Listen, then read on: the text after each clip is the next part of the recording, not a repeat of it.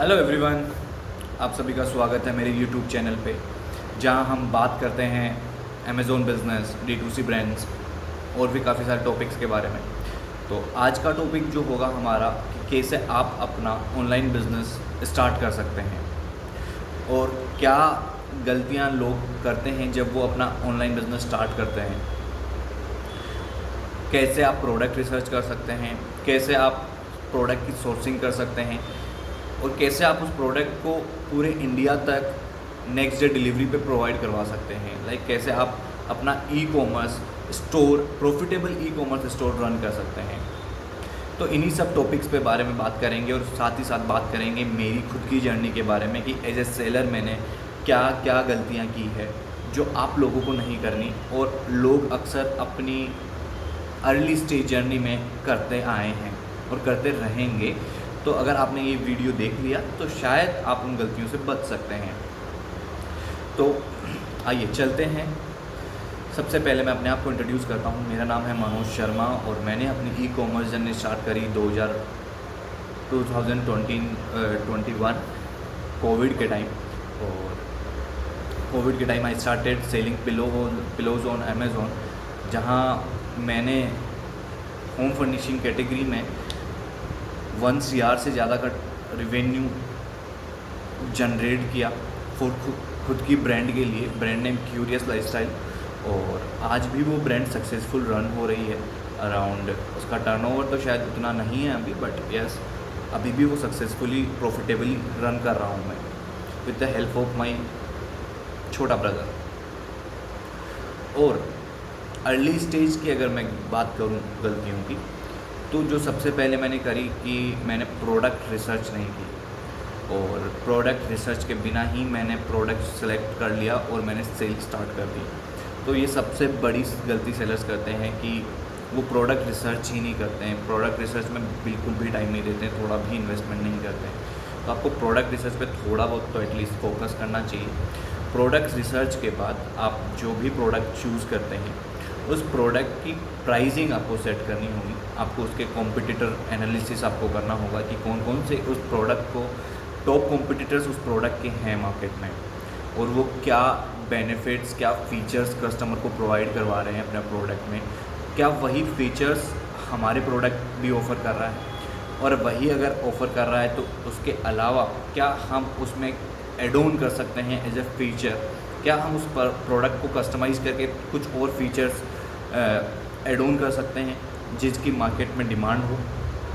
और यह सब कुछ आप कर सकते हैं, आपको करना चाहिए। और साथ ही साथ प्राइसिंग करने के बाद आपको प्राइसिंग, प्रोडक्ट की परफेक्ट प्राइसिंग करनी है जिसमें आपकी goods cost, transportation, marketing, operation cost, profit margins, GST, इन सभी पे सारा टैक्सेस, ये सारा कैलकुलेट करके एक परफेक्ट प्राइसिंग आपको करनी है। लोग विदाउट प्राइसिंग डिसाइड करे ही उस प्रोडक्ट को सेल करना स्टार्ट कर देते हैं और वो एंड अप होते हैं, कहते हैं मार्केट प्लेस को गाली देते हैं कि यार मार्केट प्लेस ने मुझे लॉस करवा दिया। बट ऐसा कुछ नहीं है, लोग खुद ही अपनी गलतियों की वजह से लॉस में आते हैं।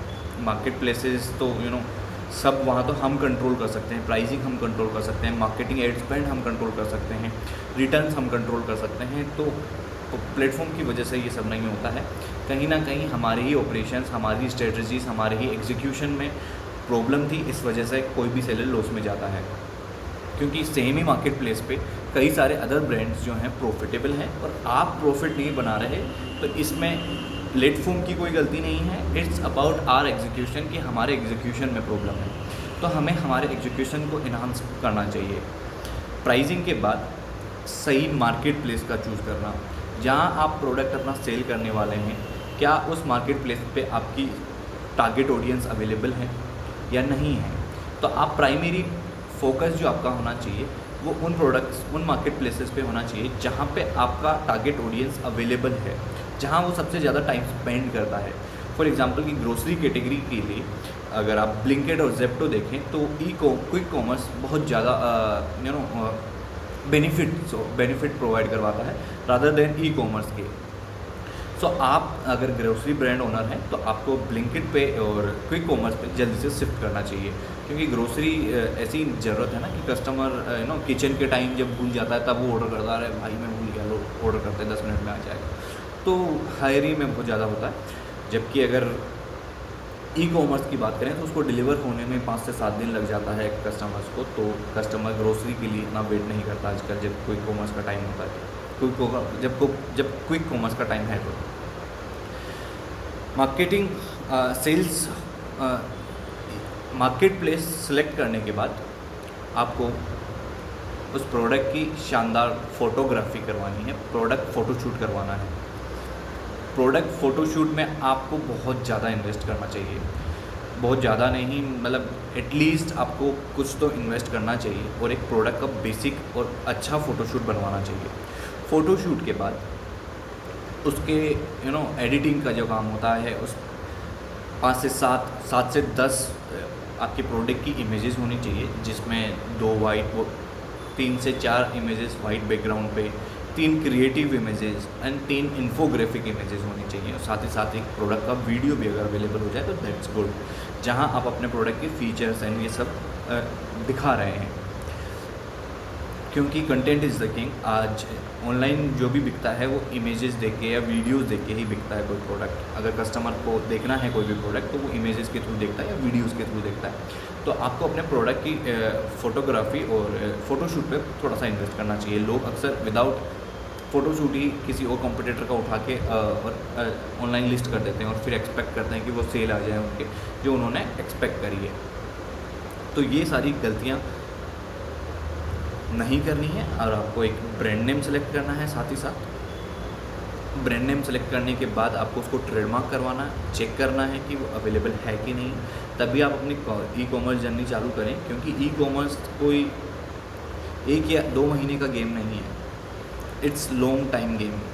अगर आपको ई कॉमर्स से प्रॉफिट बनाना है और अगर आप भी मिलीनियर बनना चाहते हैं ई कॉमर्स के थ्रू, तो आपको थोड़ा लंबा सोचना पड़ेगा, क्योंकि कोई भी प्रोडक्ट का एसईओ करके सेल निकालने में ही 1 से 2 महीने लग जाते हैं, 3 महीने लग जाते हैं, 4 महीने लग जाते हैं। तो it's time taking process. Advertisement में आपको स्पेंड करना पड़ता है, तो काफ़ी सारे इन्वेस्टमेंट टेकिंग चीज़ें हैं, तो आपको थोड़ा लंबे टाइम के लिए आना पड़ेगा। और ये सारी गलतियाँ मैंने भी करी और आपको नहीं करनी है। उसके साथ ही आप खुद ये सारी चीज़ें करने ना बैठ जाएँ। एज ए फाउंडर आपको एक रिलायबल मार्केटिंग पार्टनर ढूंढना चाहिए, और साथ भी उनकी, क्योंकि दे गाइज हैव एक्सपर्टीज़, वो लोग दिन रात उस चीज़ में काम करते हैं, तो आपको बेटर स्ट्रेटजीज बता पाएंगे। और अच्छा पार्टनर, मार्केटिंग पार्टनर ढूंढना बहुत ज़रूरी है। अगर वो नहीं मिला तो आपका पूरा प्लान चौपट हो जाएगा, क्योंकि वो एग्जीक्यूशन का एक बड़ा हिस्सा होंगे। तो आप एक अच्छी टीम चूज़ करें, अपना प्रोजेक्ट देने से पहले उनसे मिलें, आपकी सारी एक्सपेक्टेशंस उन्हें बताएं, और क्या वो उन एक्सपेक्टेशंस पे कितना फुलफ़िल कर सकते हैं, वो सारी चीज़ें पहले से डिस्कस कर लें।